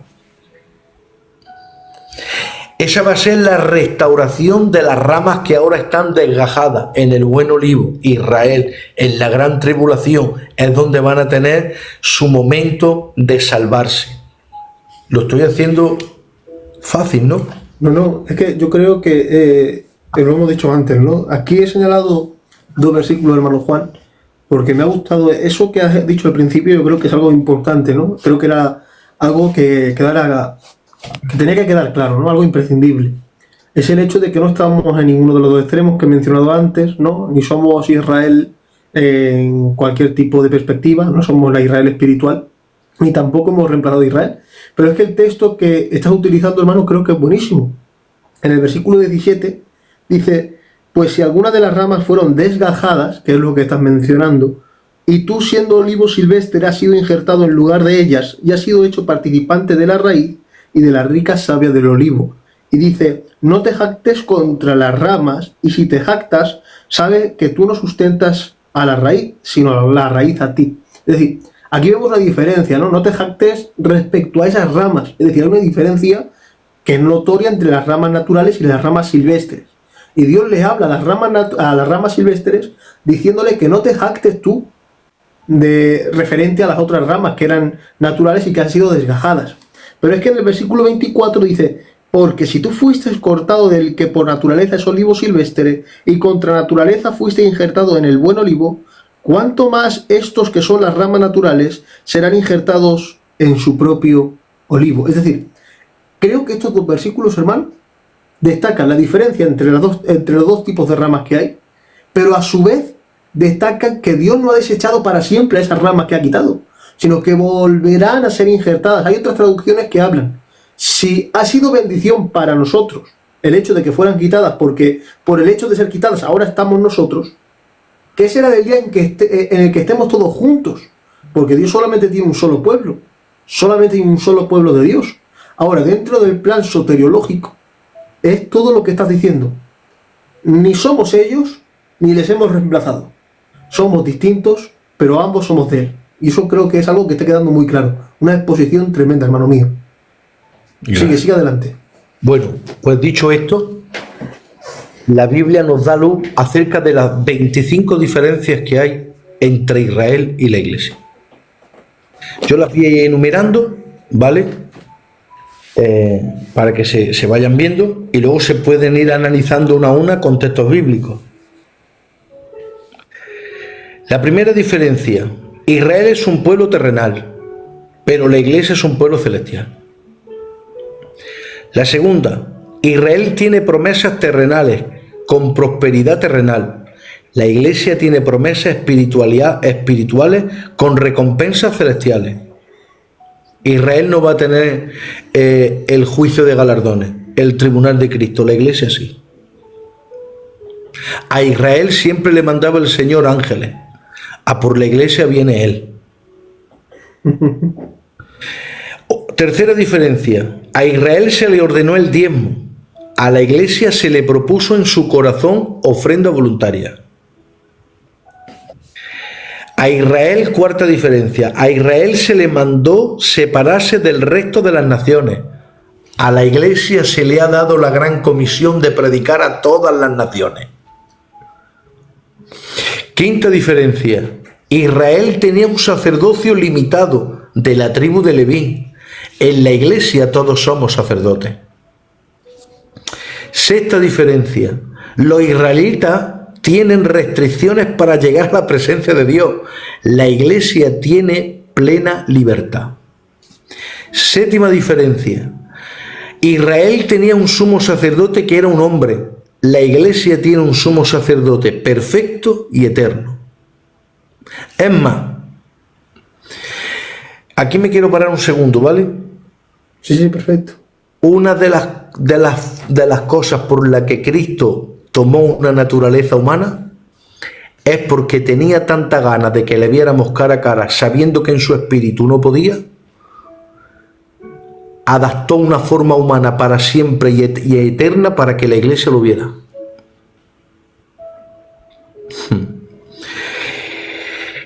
Octava diferencia. Los israelitas del Antiguo Testamento al morir iban al Hades, al Seol. Los cristianos van directamente al cielo donde está el Señor. Novena diferencia. Los israelitas son los amigos del esposo. La iglesia es la esposa. Décima diferencia. En Israel Dios habitó en el tabernáculo. En la iglesia cada creyente es el templo. Diferencia número 11. En Israel el Espíritu Santo venía sobre alguno y se iba. En la iglesia viene sobre todos los creyentes y se queda para morar en ellos. Diferencia número 12. La ley fue dada para Israel. La gracia fue dada para la iglesia. La diferencia número 13, que esta es la que más me ha gustado. Va a decir tú. Pues sí, porque mira, el judaísmo es una religión, el cristianismo es una regeneración. Qué bueno. Porque ellos solamente se basan en ritos, en leyes y no pueden alcanzar nada, siempre fracasan. Y todavía no tienen la obra de la regeneración. Tengo que decir algo, en el momento que un judío acepta a Cristo, deja de ser judío y se convierte en cristiano. Ojalá experimenten pronto la obra de la regeneración, que no sigan viviendo en una religión. Todos estos que introducen las leyes hebreas y las raíces hebreas dentro de la iglesia se han amudado a un sistema de religión, a un sistema mosaico que los tiene atados, esclavizados, incluso se puede apostatar de la fe. Pero nosotros tenemos la regeneración del Espíritu Santo que nos redarguye de justicia, de juicio y de pecado. Diferencia número 14. La salvación para Israel era por perseverar en guardar la ley. En la iglesia es por medio de la fe y no por obra. Característica o diferencia número 15. El sábado es una señal entre Dios e Israel. En la iglesia, el domingo es el día del Señor. Y ahora aquí me quiero parar. Automáticamente, cuando decimos el día del Señor, el domingo, ya vienen ellos con mitra. Ya vienen ellos con mitra. ¿Pero qué tiene que ver mitra? ¿Qué tiene que ver una ideología pagana a que en la Biblia habla de que el primer día de la semana es el domingo en el Nuevo Testamento? ¿Por qué involucran a mitra? Si eso es algo, vale, que hizo ese emperador, pero sin involucrar a la iglesia. Pero fíjate, ya, claro, ellos hablan de Constantino, el día del sol, la cena de Mitra. Primero que Mitra no tuvo ninguna cena especial con su discípulo semejante a la última cena de Jesús, ¿vale? Pero otra cosa importante, fíjate hasta qué punto llega la hipocresía, hermano mío, que viendo algo en las escrituras, porque no lo ven en Constantino, ellos no tienen ninguna escritura que hable de Mitra para hablar de este tipo de cosas. Ellos tienen que acudir a Constantino y a Mitra porque han ido al Nuevo Testamento, y cuando han ido al Nuevo Testamento y han dicho, uy, ¿cómo el primer día de la semana? Que sois judíos, hombre, tenéis que hacer el Shabbat, el día de reposo. Pero claro, lo ven en la Biblia. Por lo tanto, para calmar sus conciencias, lo que ellos hacen es decir, bueno, vamos a olvidarnos de que está en el Nuevo Testamento. Pablo es un personaje, porque lo dicen así literalmente. Sabéis que yo lo he escuchado por la boca de ellos. Pablo es un personaje. Muchos de ellos no tragan a Pablo. ¿Por qué? Porque Pablo viene y te habla del primer día de la semana. Y se reunían en el primer día de la semana, que era el domingo. ¿Lo dice el Nuevo Testamento? Sí, pero claro, ¿cómo lo puede decir la Biblia? Esto va en contra de mi pensamiento hebraico. Por lo tanto, la culpa para Mitra y para Constantino. ¿Qué hacen con la Trinidad? Lo mismo. Está en la Biblia, pero la culpa para este. No, pero es que la Trinidad, nos salimos un segundo y volvemos a entrar. La Trinidad, lo que ellos no saben es que se indagan en la Didaché del primer siglo y del segundo siglo. Los apóstoles que quedaron bautizaban en el nombre de la Trinidad. Pero bueno, el sábado una señal entre Dios e Israel. En la iglesia el domingo es el día del Señor. Eso está claro. Porque le dice a Israel, esto será entre tú y yo. No involucra a la iglesia. Si la iglesia no está nacida en el Antiguo Testamento, ¿por qué el sábado se tiene que apropiar a la iglesia? Si son dos cosas distintas. Característica número 16, o diferencia número 16. La Pascua para Israel. La cena del Señor para la iglesia. Si el Señor hubiese querido continuar con el Pesá, no hubiese dicho en Mateo, este es el nuevo pacto en mi sangre. Hubiese dicho, este es el pacto continuado, este es el pacto que no se reemplaza. Pero es que utiliza la palabra nuevo. Quiere decir, vamos a invalidar esto. La cena de Pesach se queda porque es el recordatorio que voy a hacer ahora antes de que yo muera, pero va a venir algo diferente. Es la cena del Señor. Pero dice nuevo, este es el nuevo pacto en mi sangre. No dice un pacto continuado, no dice un reemplazo, dice nuevo. Cuando dice nuevo es porque invalida lo que queda atrás y comienza algo nuevo. La número 17. Israel tenía prohibición de... Esto me encanta. Israel tenía prohibición de comer ciertos tipos de carne. En la iglesia hay libertad. Bueno, es que en el concilio de Jerusalén,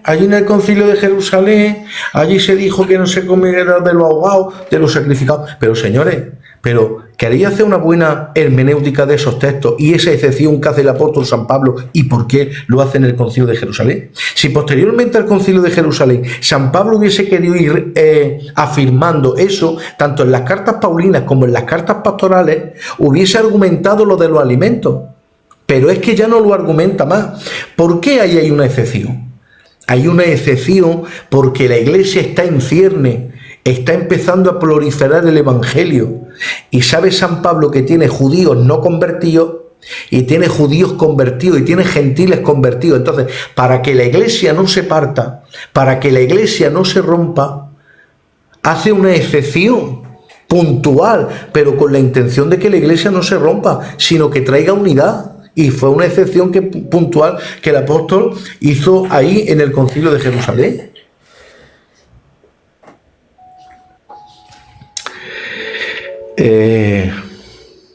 Bueno, de hecho, una cosa, ¿vale? Yo veo judaizantes que no comen carne, pero se fuman acá paquetes de tabaco que no es normal. Lo he visto yo, ¿eh? He visto que no comen carne, que no comen sangre o morcilla o chorizo, pero se pegan una panzada de Cuba Libres que los tienen que encerrar a las 4 y a las 5 de la mañana. Eso lo he visto yo. Entonces, ¿qué es peor? No quiero entrar en mucho detalle. La diferencia número 18. A Israel, debido a la dureza de sus corazones, Dios les permitió el divorcio. A la iglesia no. Diferencia número 19. A Israel les mandó hacer guerra a sus enemigos. En la iglesia nos manda amar a nuestros enemigos. Diferencia número 20. En la religión judía existen sacrificios temporales. En la iglesia tenemos un solo sacrificio con eficacia eterna, Jesucristo. Diferencia número 21. En el judaísmo existe el incienso. En la iglesia las oraciones. Diferencia número 22. La unción con aceite para Israel en el Antiguo Testamento. La unción con el Espíritu Santo para la iglesia. La número 23. En Israel la alabanza se realizaba por medio de instrumentos musicales. En la iglesia la adoración debe ser en espíritu y en verdad con el corazón. Diferencia número 24. Israel tendrá su encuentro con el Señor en la tierra, en el reino milenial. La iglesia lo va a tener con el Señor en el aire. Y diferencia número 25. Israel pasará la gran tribulación, la iglesia no. Lo has dicho, 70 semanas están destinadas para tu pueblo y tu santa ciudad. Ahora, dicho esto, se podría entrar con textos bíblicos argumentando desde la primera, que Israel es un pueblo terrenal, la iglesia es un pueblo celestial. Pero claro, si hablamos de las 25 nos dan aquí las 7 de la mañana. Obvio, pero creo sinceramente que ha quedado claro, por lo menos ese punto, ¿no? Claramente hay una diferencia entre la iglesia e Israel, pero no quiere decir que Dios se haya olvidado de Israel o que ahora Dios ha dicho vosotros fuera y ahora me quedo con la iglesia que me gusta más, no, sino que Dios tiene un propósito, Dios tiene una voluntad y ha quedado claro eso, hermano mío. Mira, yo siempre he dicho que todos los extremos son malos. Tenemos a los que dicen que solamente somos salvos por obras, ¿vale? Que son los legalistas.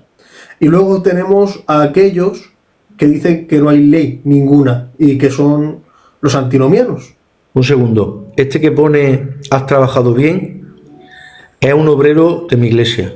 Te puedo decir, A Dios lo bendiga. Te puedo decir que es un hombre un hombre de mi zona, de los que más conocimiento tiene, de toda la zona. Te puedo decir que yo aprendo de él mucho. Tiene un conocimiento excepcional. Lo que pasa que no le gusta verse mucho y siempre le gusta vivir en el anonimato. Vamos a intentar que entre algún día. Lo vamos a intentar. Sí, Lo veo difícil, estaría bien. pero Sí, lo vamos a intentar. puede ser. Tiene un conocimiento impresionante. Como obrero un 10, como persona otro 10 y como predicador un 14. Pues te quiero decir que cuando quieras lo convences y te lo traes. Vale. Continúa, perdona. No, tranquilo. De verdad que es bueno saber ese tipo de cosas, ¿no? Gente que pueda hacer bien en las redes sociales, que lo haga, que Dios lo va a respaldar. Lo creo por fe. Y lo que te decía es eso, que yo tengo dicho, todos los extremos son malos. Hay quienes son legalistas. Perdona, tiene aquí al responsable de Baleares, al hermano Nano de Mallorca. Creo que hablar del Nano es hablar de la potencia, una de las potencias más grandes que tenemos en Filadelfia. Pues también está invitado. Mi hermano Juan, que es el nuevo Florentino Pérez en el podcast de Cross Project, pues se encargará de traerlos para que los hagan bien. Dios te bendiga, Ramón Vargas, también obrero de aquí de mi zona, un hombre también muy utilizado. Continúa, que se empieza a saludar ya. Sí, hay mucha gente que te conoce, Juan. Pues eso, su hermano, que simplemente quería dejar claro que todos los extremos son malos. Están los legalistas, están los antinomianos, y nosotros no somos ni como unos ni como otros. Creemos que la salvación es por fe, pero también creemos que la fe sin obra es muerta. Están los que dicen que somos Israel, que lo has dejado clarísimo, y los que dicen que hemos reemplazado a Israel.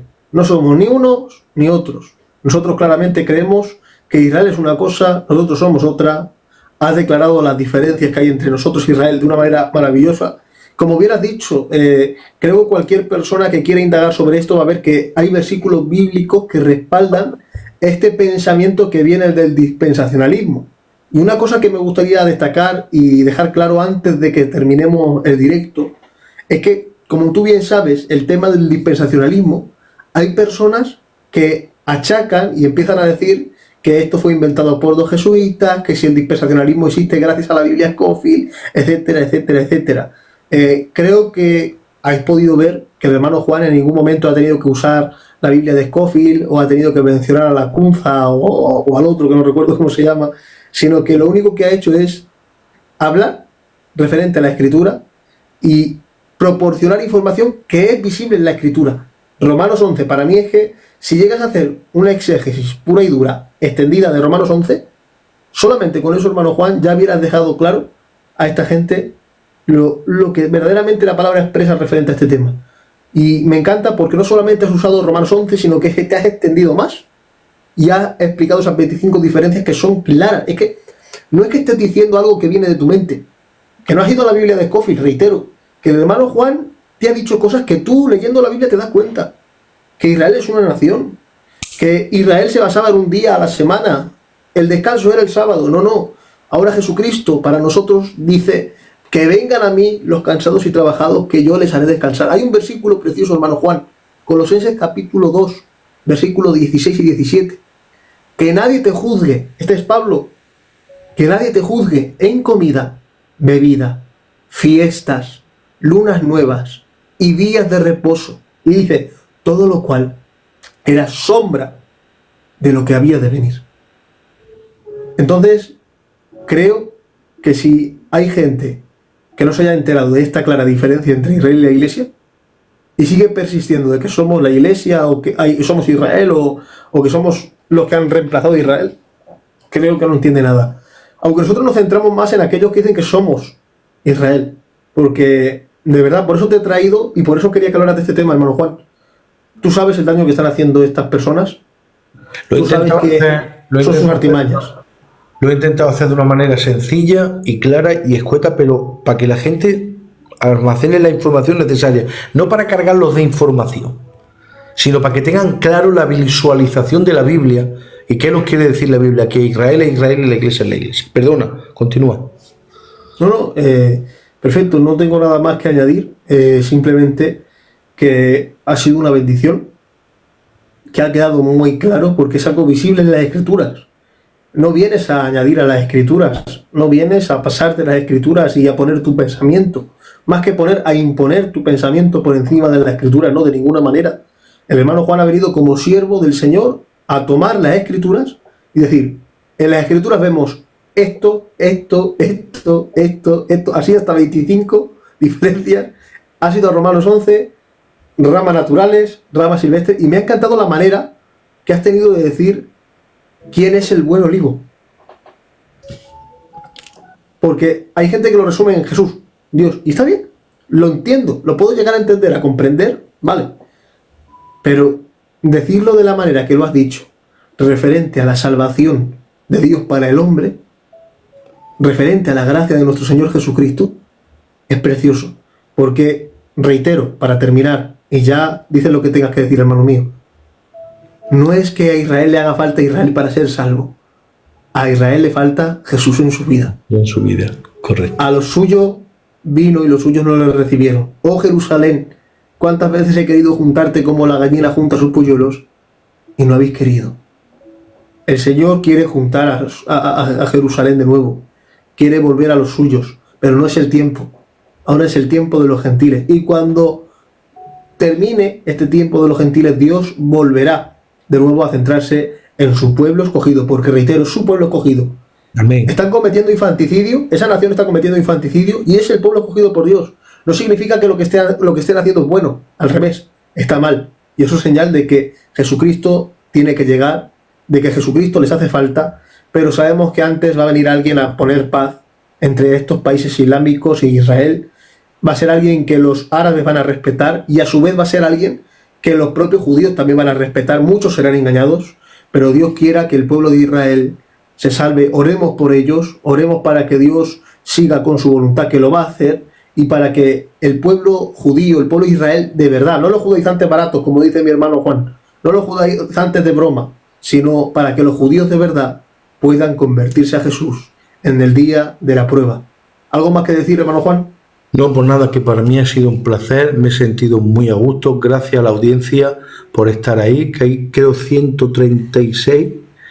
Muchísimas gracias por estar ahí y espero haberos hecho bien dentro de mi corta capacidad. Lo digo sin humildad fingida porque José Ramón me conoce, que no soy un hombre ni orgulloso, ni prepotente, ni cosas de esas. Pero si os ha podido servir de algo esta aportación, esta ponencia dentro de mi capacidad, pues me voy más que satisfecho de haberos bendecido. Para mí ha sido un placer y un honor poder estar aquí con mi hermano José Ramón, un gran hombre de Dios, un gran expositor, con un conocimiento también impresionante, al que amo, quiero, respeto y lo tengo como alguien de mi familia. Gracias, José Ramón, por la oportunidad que me has dado esta noche. Qué bueno. Pues antes de irnos, me gustaría, hermano Juan, que despidieses el podcast y que a su vez, antes de eso, hicieses una oración por los enfermos. Hay gente que está pidiendo peticiones de oración por enfermedad y me gustaría que orases por esas personas a quienes no conocemos ni sabemos cuál es el problema ni la gravedad del asunto, pero conocemos el Dios que tenemos, y yo sé que si esas personas tienen fe y si está en la voluntad de Dios el obrar el milagro, a través de nuestras oraciones Dios puede obrar y puede calmar las vidas de estas personas. Así que antes de despedir, ora por los enfermos y ya despides este precioso podcast que hemos tenido con tu presencia. Amado Dios y amado Padre, gracias por tu presencia en medio de nosotros, Señor, por tu Santo Espíritu, dándonos la capacidad para poder administrar tu santa y bendita palabra a esta maravillosa audiencia, Padre. Hacemos una oración, Señor, en esta noche por todos los enfermos, por toda la gente que está en enfermedad, en malas situaciones, en pruebas, en dificultades, en adversidades. Padre, tu palabra dice que en el Calvario te llevaste nuestras dolencias, que también te llevaste todas nuestras enfermedades. Y lo mismo que tu siervo, el centurión, dijo, di la palabra y tu siervo sanará. En esta noche mando la palabra, Señor, a todas las personas que están con enfermedad, a todas las personas que lo están pasando mal, Señor. Te ruega mi alma que tú lo visites de una manera poderosa, Padre. Arranca, estirpa, seca toda enfermedad de raíz, Padre, y que tu gloria, tu presencia, Señor, se manifieste de una manera especial y poderosa, Padre. También te pido, Dios mío, por esa guerra que hay en Israel, para que tú pongas los medios necesarios, Padre, y por favor que ya no mueran más niños. Te ruega mi alma que tú los cuides, que tú los guardes, Señor, en el hueco de tu mano. Dándote gracias por este podcast, Señor, por esta ponencia que tú has puesto en mi corazón. Gracias por mi hermano y amigo José Ramón, Señor, por esta invitación. Gracias por todas las cosas, en el nombre de Jesús. Amén y amén. Hermano Juan, que Dios te bendiga. Igualmente. Buenas noches.